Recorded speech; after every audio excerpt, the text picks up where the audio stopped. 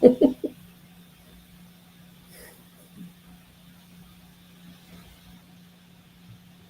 morning. Welcome to another edition of the Kitchings Table.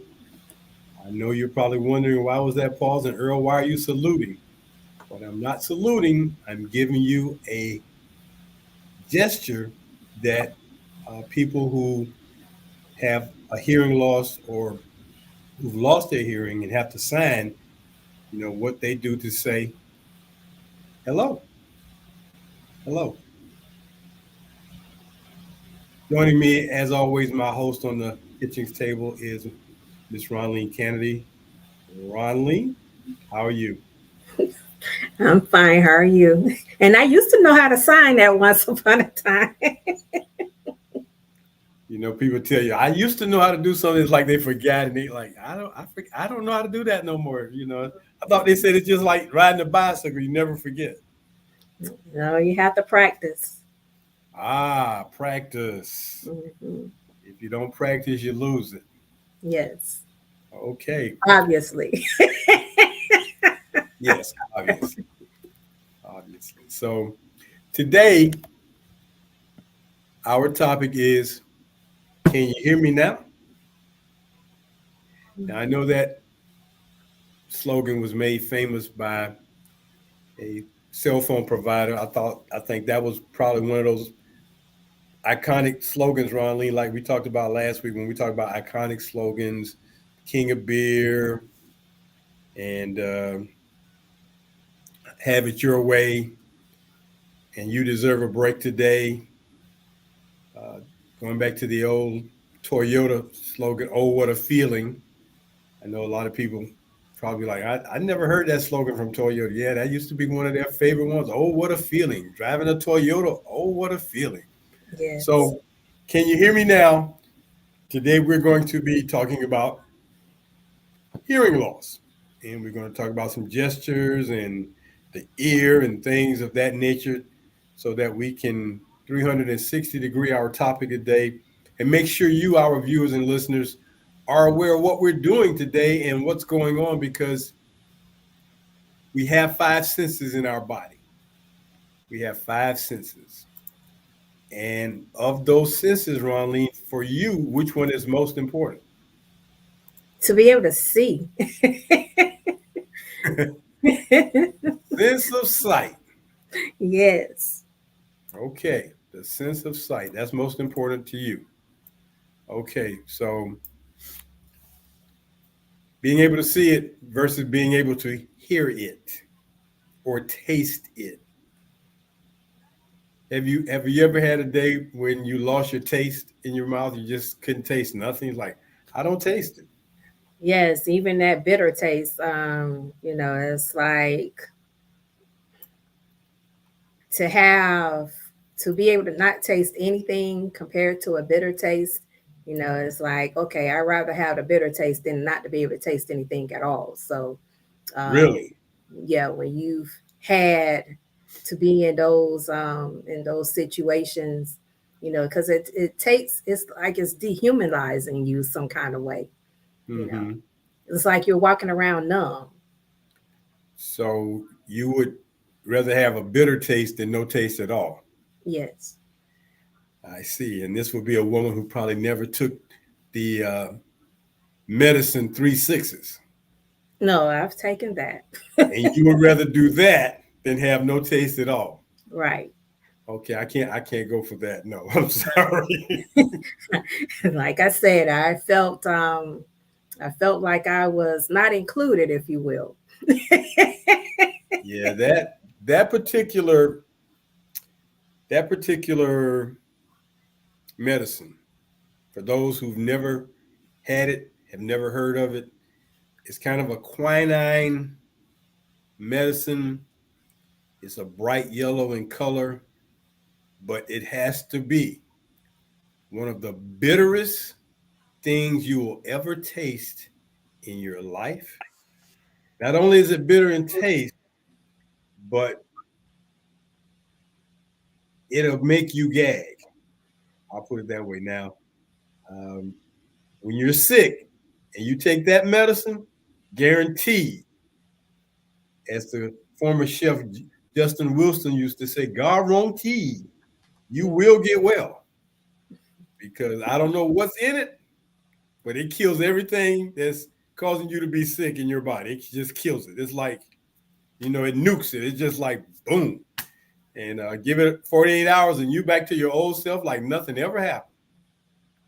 But just straight out the bottle, mm-mm. Candy, something sweet right behind that, because and, and you know how stuff can just linger with you. It just lingers. It's like, oh, I still taste it. Yeah. Mm-hmm. So that taste, okay, but sight, I would agree that having sight is probably the one sense that would be what I would want to keep. If I had to lose some others, sight would be it. Um, I think I might can deal with taste. What about smelling, Ronline? Because our five human senses are touch, sight, hearing, smell, and taste. What about smelling? That's my second. It's like if you got it's a must have. My sight and smell. You got to I would see it and like, smell it. yes. You Yeah, can see it and those. smell it, but it don't matter if it don't taste good. You're gonna, like, you shouldn't eat that. It don't taste good. I can't. If you can't see, if you can't smell it, then it doesn't give you that alert. Like, I don't know if I Hmm. want to taste this. But Hmm. if you don't have your smell, but you got your taste, ooh, you could be in for a shock. Yes. And if you've ever had to witness a fire Yeah. or having to um, move quickly, Mm-hmm. sometimes that sense of smell would be the one to be able to get you in gear. Whereas a person that cannot smell, I've been around several people that could not smell and had no sense of urgency about danger because they couldn't smell it. You know, Right. once they saw it, of course, Of springing into course. action, Of but course. that's too late. you know, Right. Okay. So touch, and I don't know if to me the only way you lose your sense of touch is if you don't have those senses. Well, I guess the nerves, yeah, you lose, you don't you have have those nerve nerves. damage. Well, I mean, are we just talking about nerves in our feet and hands, or are we talking about just nerves everywhere? Nerves Because everywhere because you could be paralyzed. right, and Mhm. somebody touches you and you don't feel anything. Right. You Right, don't know if you've been bitten, or anything like that. nothing. Or or you don't know if you're sitting on something, or you just don't know until it's too late. Well, because the human body is such a complex mass of organs and tissues, it is interesting how we have five senses. We have five senses. And when we lose one, another one gets highly enhanced. You lose your sense of sight, your sense of touch and smell and hearing becomes acutely enhanced. And I think for those, I, I, I know that seeing the movie about Helen Keller, Mm, that movie, when I saw that movie, if you've never seen it, here's a woman who lost, she could not see and she could not hear. hmm. How can you communicate with her? Right. If you saw the movie Ray about Ray Charles, he had sight when he was a little boy, but he lost his sight. Right. He had to learn how to read Braille. Now, reading Braille is one thing, right? Reading Braille is one thing, and God bless anyone who is a musician, because that's another language. We don't think about it, but music, reading notes on a piece of paper and being able to take those notes and create music, that's another language. Yes. And not everyone has that ability to see it on paper and make it come out from an instrument to make the proper sound. But now you add that to, you can't see the notes. You have to feel or hear, Mm-hmm. feel or hear. So when you think about a Ray Charles, especially when you think about a Stevie Wonder, who don't have sight, but have created some of the most phenomenal music ever, Mm-hmm. ever. So that acute ear that they acquired because they lost their sight is something that priceless would be a good word. Mm-hmm. And because they are, their senses have been so highlighted, then, hearing definitely is one of the senses that without it, it definitely puts a void. And but vision, that vision, man. So as we talk about the one sense of hearing, hearing loss, since that's what we're really going to, drill down into today. When we lose our hearing, we must compensate, as they say. And we probably take hearing for granted, and we take the parts of the body that make up that hearing for granted, maybe. Uh, and if we look at, many mammals, most mammals have ears, except for we have some type of ear. Our ears look different than a cow's ear, than a dog's ear, than a horse's ear. A lot of other mammals' ears. But the one mammal that has no ears but has acute hearing, you want to tell me? You want me to tell you? You tell me. Would be those mammals that live in the ocean. Oh, okay. Now, dolphins, whales, they Yeah, don't. I thought about the manatees. I guess my son dwelled.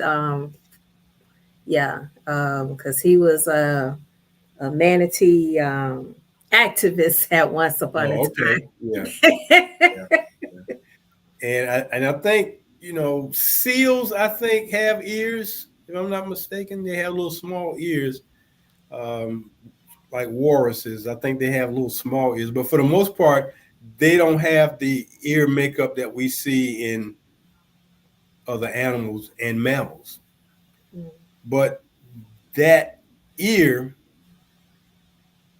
enables to hear, and the ear and the parts of the body that make up the ear, the inner ear, the ear canal, helps for balancing the body. Mm, And I know we probably don't think about it that way, but your hearing gets a little off or broken or whatever, your balance is going to be affected in some kind of way. mm, So there are three parts to the ear, pretty simple. There's the outer, there's the middle, and there's the inner. So when we talk about the senses and what they are, we talk about five. Now, there are some scientists who will say eight, but we know about the five. But when we get to the ears, man, those are critical. Now, Ronnie, let me ask you a question. Ever wonder what the doctor is looking at when they stick that medical tool in your ear and turn on the light and it's got a little black cone looking thing on the end and they stick it in your. You have any idea what they're looking at? Yes, they're looking to see if you have any redness in there, if you have any inflammation in there, water, and of course, earwax. Is that what they're looking for? Yes. I see. It Anything that seems anything that's alerting to them that you have something going on, or and anything that's going to block your balance, you know, yeah, and any blood also to see if you're bleeding because that's close to your brain. okay. And if there is blood in the ear, that does mean there's some blood in your Yes. skull Hmm. that's leaking out. Or your nasal cavity. They never put that thing in your nose. Understood, but yes.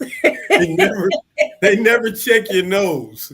They Yes. check everything else. They never check the nose. Hmm. They do your ear, they tell you to say and Yes. they take your temperature, they take your blood pressure. They never check the nose. Right. You, Unless they put the stethoscope on you and you're having some problems breathing, and then that's when your nasal cavity becomes of interest. and is there a medical tool that they use for your nasal cavity to make the see up in there? I've Yes. never seen one, but Okay. Yes, there is. there is. Yes, I you got would to like go to to see it. what that looks Yeah, like. you go to an ear, nose, and throat doctor. Okay. Hmm. And they'll stick something up in your nose, eh? Yeah, they're looking to see if you have any swollen glands and things like that. See what's Okay. blocking your airway. Wow. Well, between the nose and the ear, you want to make sure before the doctor sticks one in there, it's like, Doc, did you clean that before you stick it in my. Normally they take everything out of the pack. You'll know if it's open or have been open or not. Yeah, everything is yeah sterile. Okay, because it's like, hey, Doc, I didn't see you take that out of pack. What's okay? Yes. Hmm. But when we talk about the And I ear, know what you mean because like there's a dispenser also where they take the little tube, the little connection and pull it up.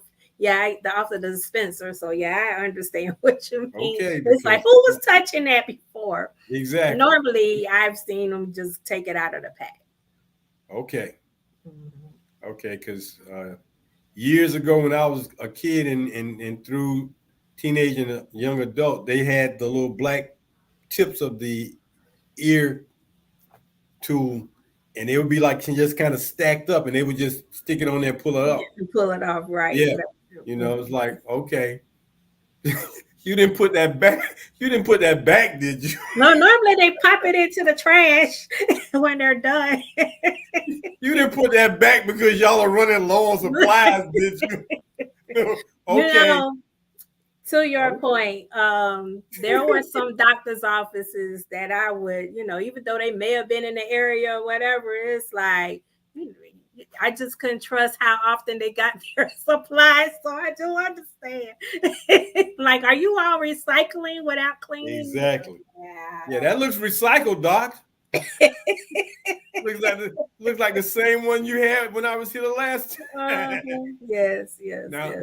we're laughing about that, Ronline, but in a third world country, You're right.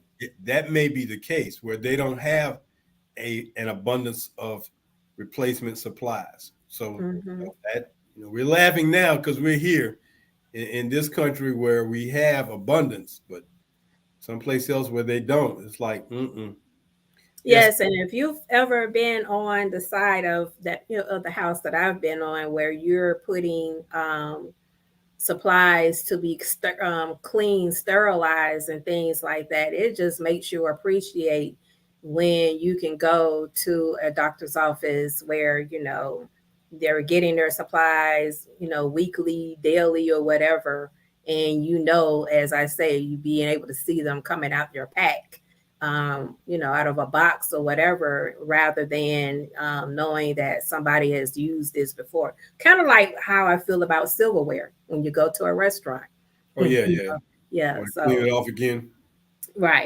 right. Mhm. So yeah, Yeah, like your mother said, put that down. You don't know where it's been. right. You don't know where that's been. Put that down. Hmm. So there's some things about the ear that I'm going to just cite that are going to be interesting. So when we talk about, like I said, the ear, we talk about the outer, the middle, and the inner. The inner being the most critical part to the ear and the hearing. So the inner ear sits in. If you could pull up that slide real quick, let's see. Yeah, so there you go. So now you can see when the doctor is looking, because they can't look any further than that ear canal and that organ right there. But the inner ear contains several senses. That and this is interesting. The inner ear contains several senses. One being the semicircular canals, which enable balance and eye tracking when moving. Balance and eye tracking, the semicircle canals. Then there are the uticle and saccule, which enable balance when stationary. The utricle and the saccule are for balance. And the finally, the colea enables the hearing. Now, we may take earwax for granted, but earwax is used to help clean the ear canal. That's what it's there for. Now, it's an interesting thing how that particular part of the body creates that particular item because nowhere else on the body is wax created except in the ear. Mm, And, it's in there to keep it kind of lubricated because it gets dry in there and everything dries up. And the parts of your ear that are there for balance and hearing and, like they say, tracking movement, that gets, it's like anything else. If you don't keep it lubricated or keep it like with armor all, you don't armor all it. I'm gonna keep it in some basic. If you don't keep that armor all, it gets dry and it cracks and breaks. Now you got a bigger problem. hmm. Got a bigger problem. Uh, the ears of vertebrates, which are humans and other mammals, uh, but humans in particularly, the ears are placed symmetrical on either side of the head. And an arrangement that aids in sound localization, so it states here from what I was able to pull off the internet. So when we look at human ears, they're on the side of the head, where as maybe a dog or a horse, theirs kind of sit on the top of the head and point forward. But they can move their ears backwards, sideways. I mean, we can't do that. I guess we don't need to. But the ear is that organ for hearing, eye tracking, and balance. Keep that in mind. And because of the sensitivity of our ear, we have to be very, very conscious of keeping those two parts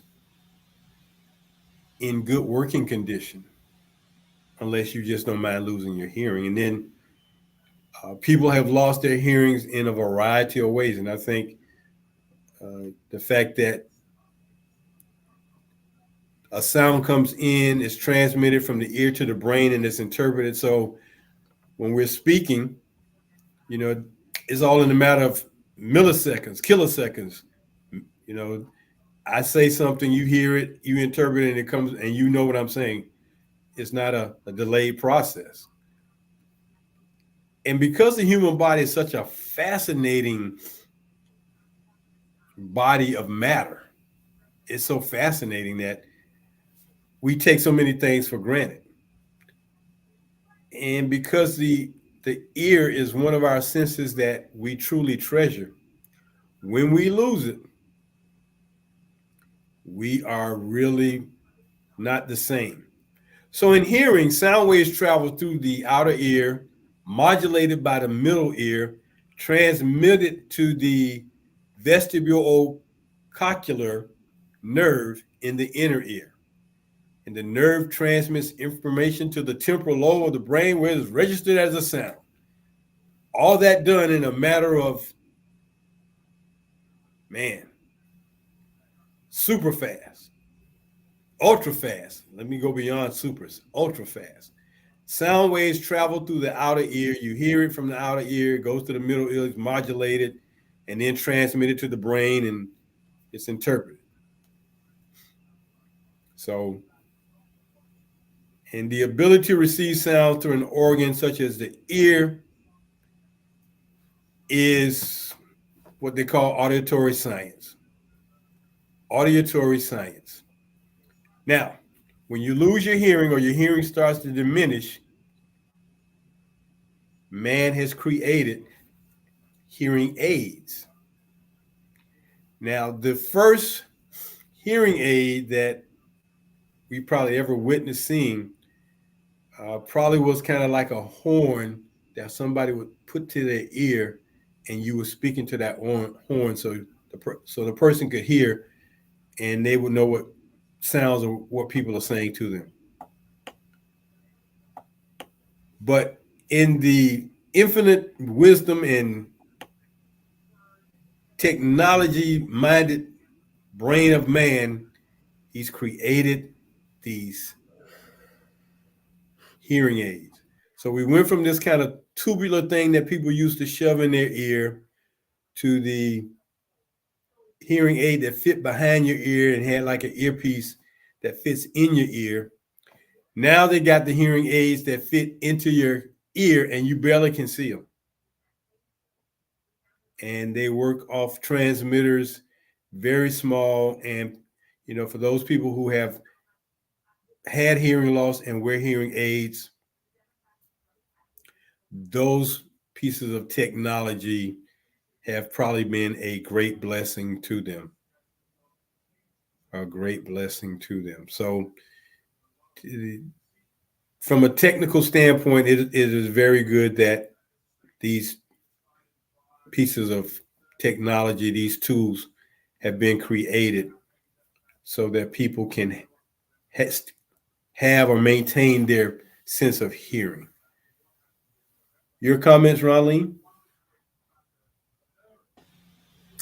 Yes, I've suffered with some form of hearing loss since a child, and I tell you, it's been a journey.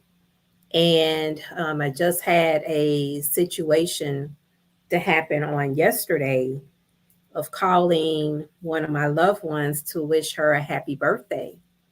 And in that conversation, she could not hear me, even with a hearing aid on. So, one of the things that she wrote back into a text and said, I wished God would give me my hearing, so that I can hear your voices to know exactly what you're saying.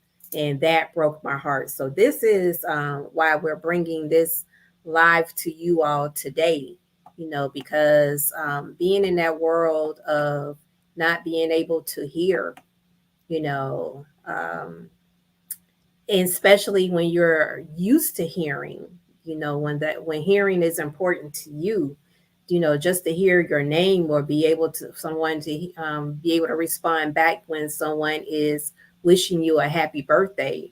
That's that those being able to hear sound is precious. So I'll turn this back over to you, Earl, for our break. Yes, we are at the halfway point of our show today. This is the Kitchings table. Hello to everyone. That is the gesture for saying hello using sign language. Every Tuesday morning here on the Kitchings table, we're offering whatever we can find that is either entertaining, informational, or just something to think about. And today we're talking about hearing loss and the things related to hearing and how all that works in the body and how you communicate and what do you do when you can't communicate anymore through hearing.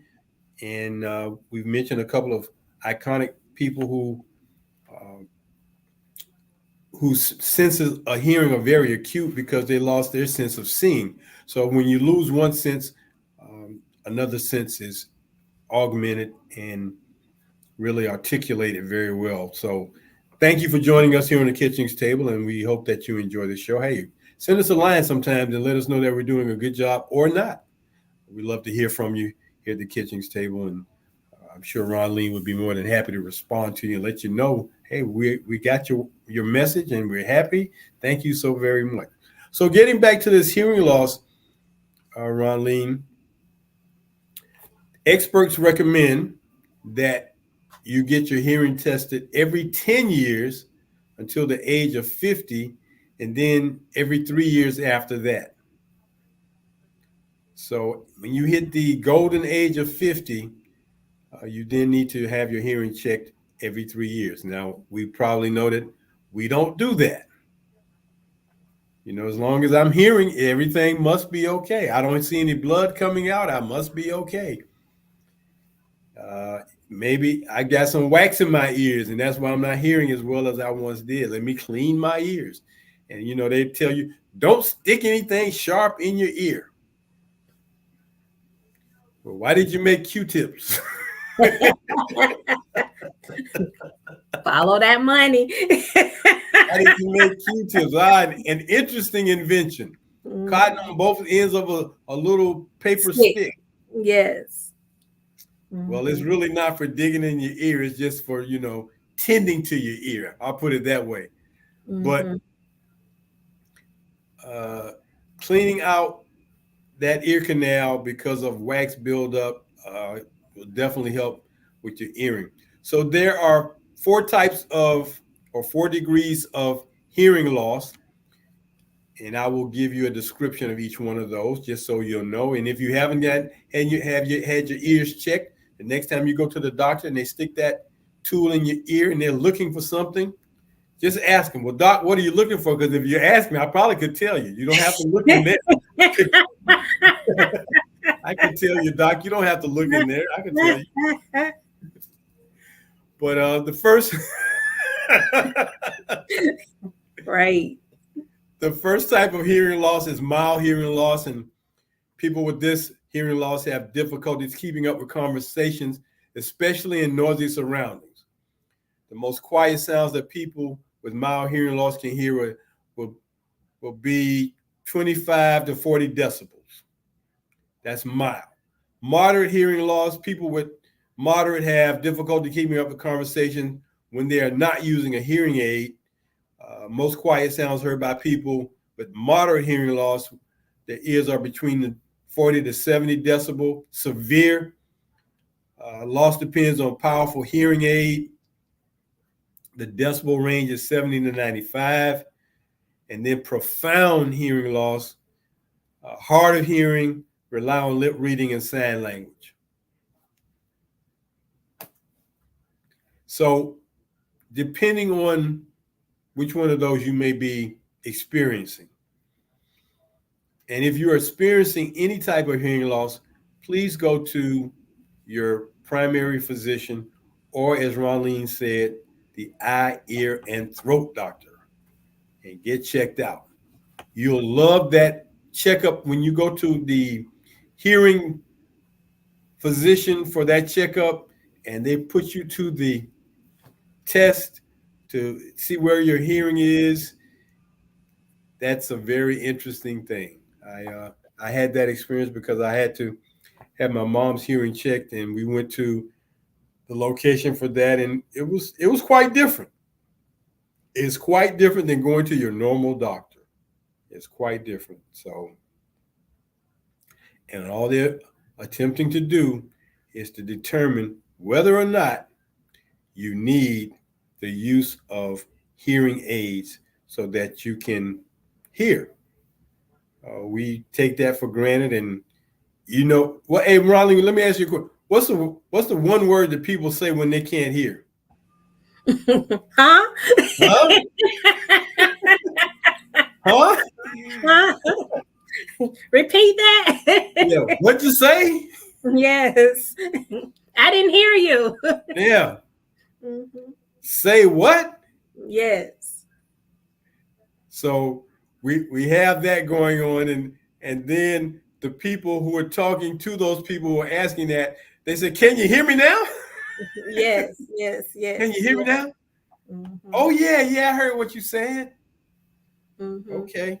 And then So if you ask them to repeat it, then you get to hear how much they actually heard of what you said. And then, of course, if there's some short term memory impairment going on, you may not get a complete sentence at all, anywhere near what you said.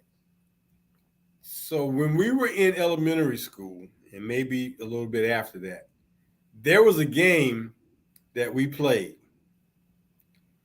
And to show you how a simple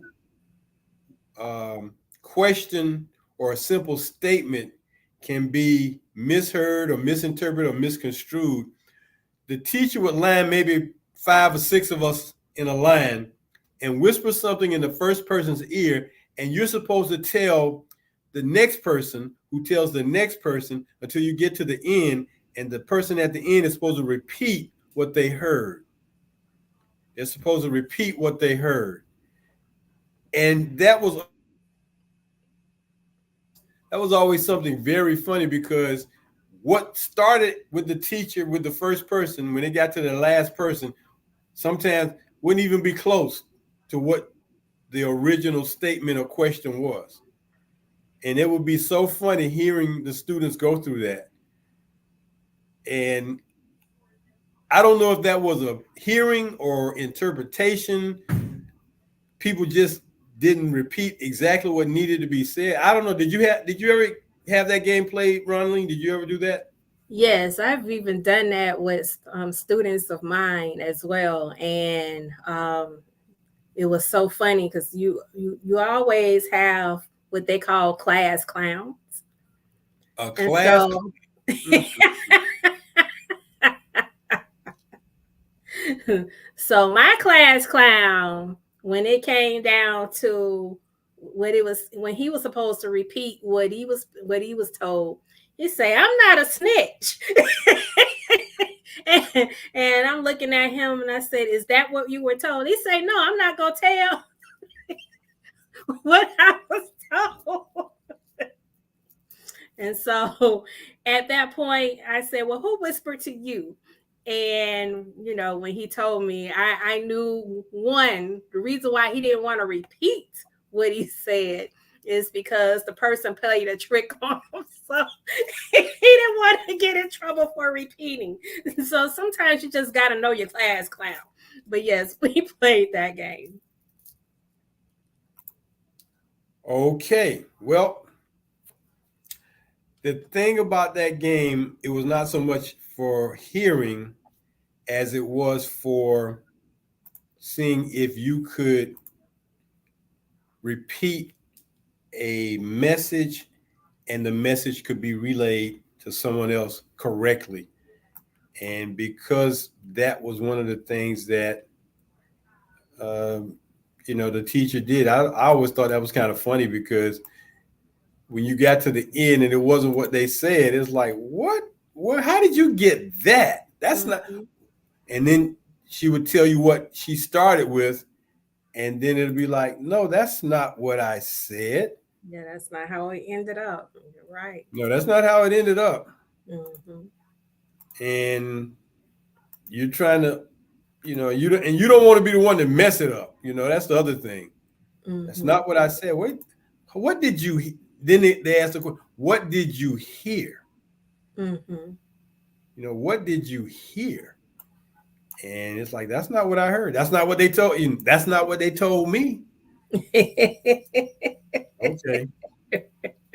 But And that's what and pulling my class clown aside, when he told me what was told to him, and then getting the student to admit what was said, and I was like, okay, so why didn't you want to participate in the exercise, that kind of thing. And so then he said, well, I thought it was funny. and the teacher would always say, don't pay any attention to the class clown. If you stop giving them attention, they'll stop acting like a clown. They'll stop acting up in class.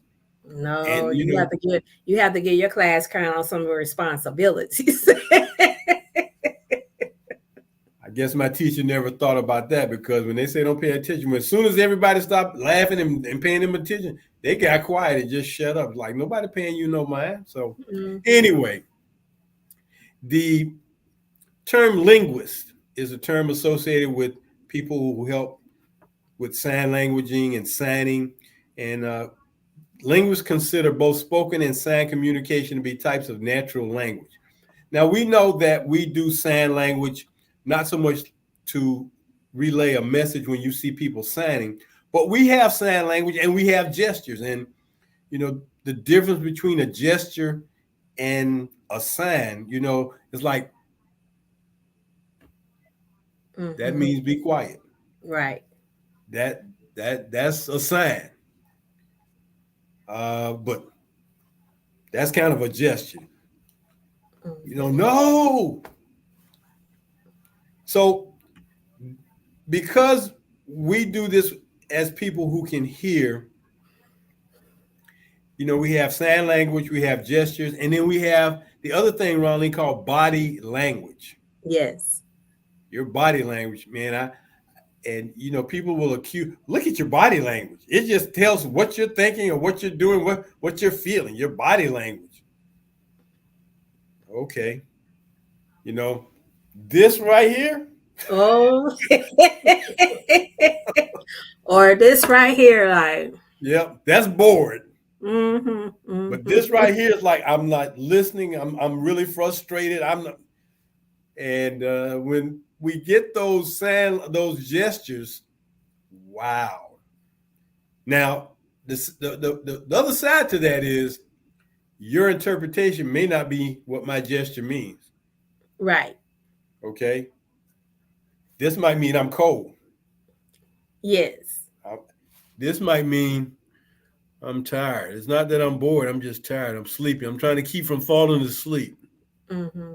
So it just depends on the conversation and what kind of gestures you may get. But what we've done is put some gestures on the screen for you to kind of see if you just want to have that conversation or interaction with a person who has lost their hearing or is hard of hearing. So your hand folded like this on your front forehead, and you go like you're saluting. That's hello.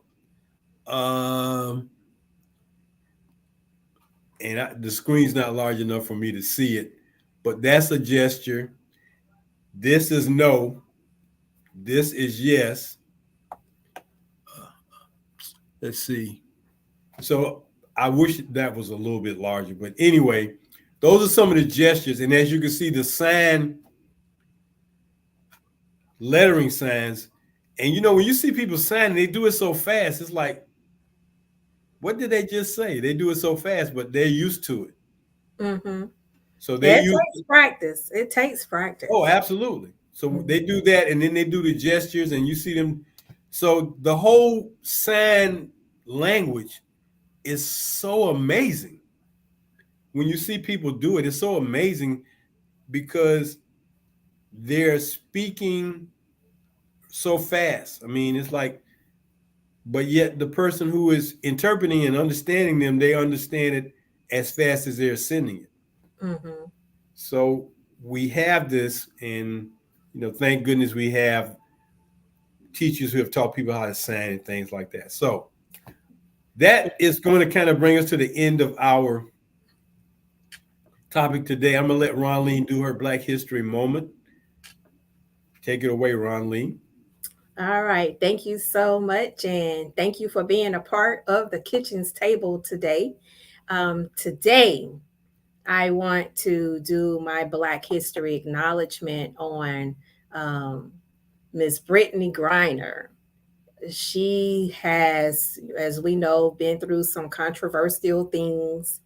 And, I'm just thankful that, to be able to see her come into her element of, basketball is her game. She is our three-time Olympic gold medalist here in the United States. She also is our six-time WNBA All-Star. And, to um, women, being in that shining light these days, is something to, that we keep fighting for. And she's definitely a fighter. She's definitely proven herself um, to be who she is in her own right. Brittany Griner was named by Time Magazine as the 100 most influential people in the world in 2023. And here's what I want to say on behalf of women today. Don't ever give up. We do not want you to give up. If you have a niche that you've discovered and you found out that you were good at it, Mr. Kitchens and I were talking about how women are coming up in the sports world, with men and women's sport, as far as being the commentators, being behind the camera, operating the behind the scenes things, and at once upon a time, women, it was just a thought of being able to do something like that. But now we have um, the Shonda Rhimes of the world, that's behind that camera, putting screenwrites together. And in this case, Brittany Griner has paved the way for many basketball stars for the women. And so I turn it over to you, um, Earl, to take it away. You may have something that you want to add about her. Well, the fact that the women's basketball team has won, they've never lost in the Olympics, put it that way. Mm-hmm. They've never lost. And fortunately, Brittany Griner was gotten out of the Russian jail so that she could compete at the Olympics this year. And the team almost lost. Yes, man, that was a nail biter of a game. They almost lost. So that gold medal almost did not come to America. It might have almost, it almost stayed in France. Mm-hmm. Yes. They won by 1 point this year. So it just shows the balance that basketball around the world is getting. But kudos to Brittany Griner and the rest of the ladies who played on the Olympic team and who have become WNBA stars. Congratulations to them. So Ronline, I thank you for bringing that to us today, and we are always excited to hear what Black History moment you're going to bring to us. But for today, we're going to wrap it up and say we thank you for joining us today as we talked about one of our senses, hearing loss and the importance of hearing. We urge you to please get your hearing checked by your doctor every 3 years if you're beyond 50 and every 10 years if you're under 50. For my co-host, Ms. Ronline Cannady, I'm W. Earl Kitchings saying so long to next week until we see you on a Tuesday morning here on the Kitchings table. And as we say every week, do something good for someone else today. Take care, everybody. Bye-bye.